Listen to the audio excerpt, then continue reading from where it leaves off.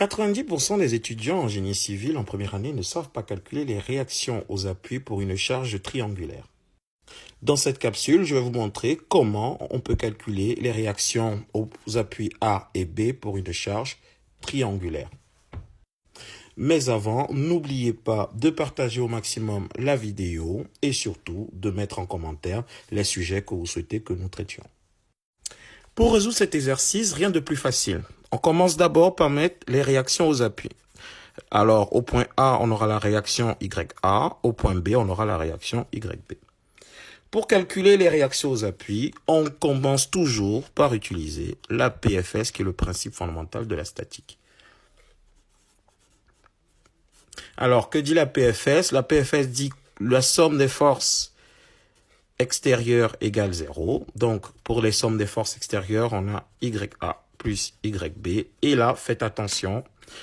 On a ici le centre de masse G qui est situé à L sur 3 pour un triangle. Si vous n'arrivez pas à démontrer ça, mettez des mots en commentaire pour que je puisse vous montrer la position du centre de masse d'un triangle. Et là, on a 2L divisé par 3. Je rappelle que tout ceci, c'est grand L.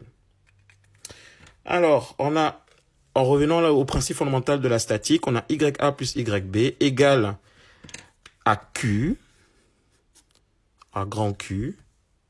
Et que vaut ce grand Q? Je vais écrire ici à côté.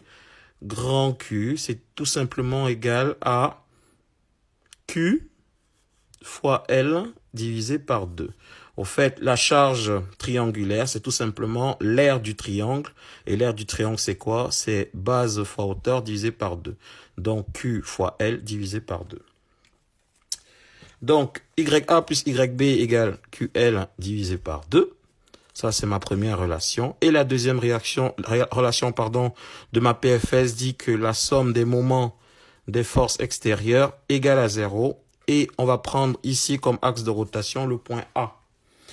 Alors, qu'est-ce que cela veut dire? Ça veut tout simplement dire que Q, le moment de Q par rapport à A, on voit que ça tourne comme ça.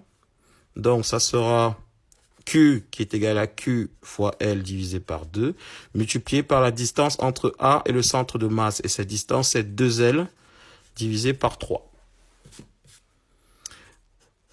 Équilibre des moments. Donc, ici, le moment YB qui tourne autour de A, comme ça. Et donc, du coup, ça sera YB fois la distance entre A et B. La distance entre A et B, c'est L.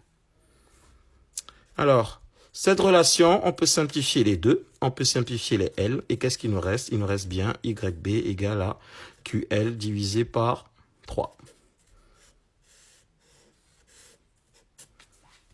Ça, c'est la première relation que je viens de trouver.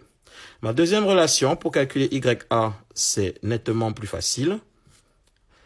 YA sera égal à QL divisé par 2 moins YB, parce que je fais passer le YB de l'autre côté, moins YB, et cela va nous faire QL divisé par 3, et si vous faites ce calcul, vous tombez sur QL divisé par 6. Et notre exercice, il est terminé. En résumé, pour calculer la réaction aux appuis pour une charge triangulaire, tout ce qu'il faut savoir, il faut savoir que YB, c'est QL divisé par 3 et YA, c'est QL divisé par 6. Et notre exercice, il est terminé.